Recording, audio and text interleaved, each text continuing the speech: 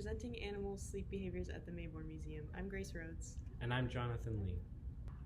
This was our setup. We were put in Dr. Scolin's sleep exhibit, and the museum provided us with lab coats and a sign to meet the scientists so we could look more professional and attract more interested visitors.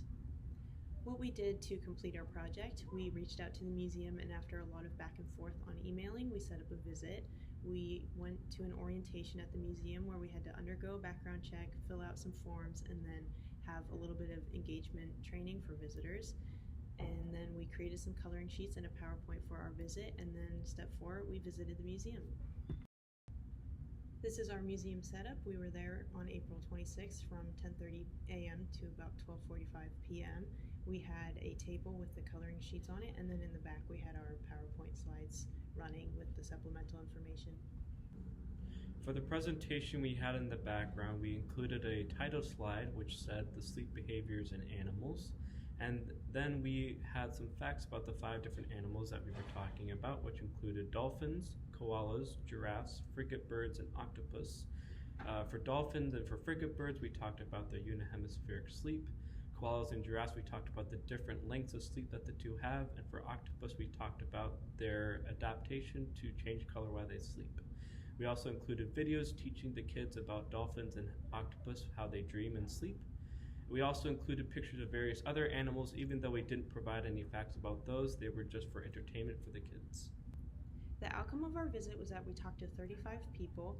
We counted kids and parents. Our target audience was kids, so we talked to 23 of them and then 12 parents who showed interest. The average ages of the kids we talked to were 3 to 12 years, but we talked to some who were younger and some who were older.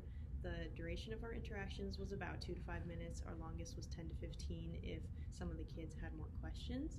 And our lasting resource was coloring sheets of the 5 animals.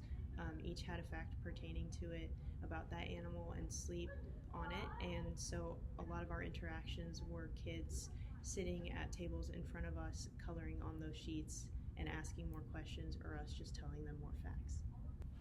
These are our images of our lasting resource. Here we have a coloring sheet of a dolphin explaining their unihemispheric sleep. We also had a coloring sheet that included both a koala and giraffe to show their lengths of sleep and the differences between the two.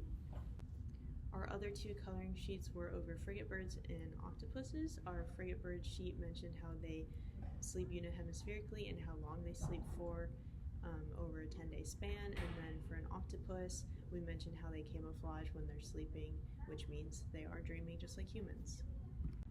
As far as the lessons that we learned and the things that we would do differently next time, we definitely learned a lot through this interaction about how we could interact with kids and guests specifically.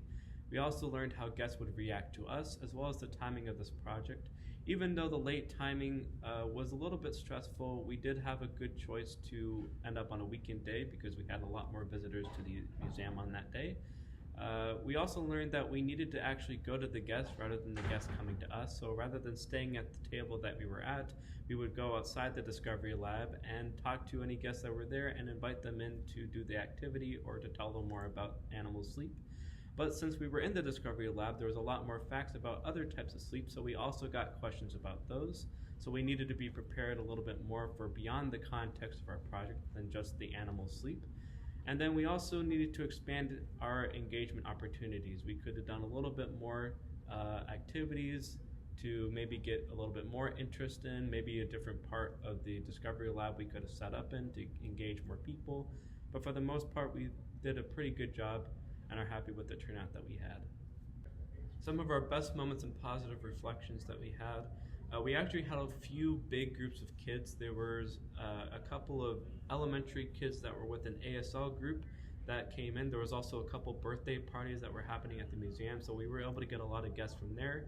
And a lot of the kids and guests, like we said earlier, showed a lot of interest in the animals that we were talking about. And it was really fun getting to pull some sleep content from the rest of the class to tell them a little bit more about different stages of sleep and how people snore. We had a lot of great interactions with kids, and one little girl was very memorable when she was saying she wanted to marry a snail and make $1 trillion when she grows up by working at Starbucks. And she seemed to really like all the facts we told her about each animal, and she gave us her completed coloring sheets.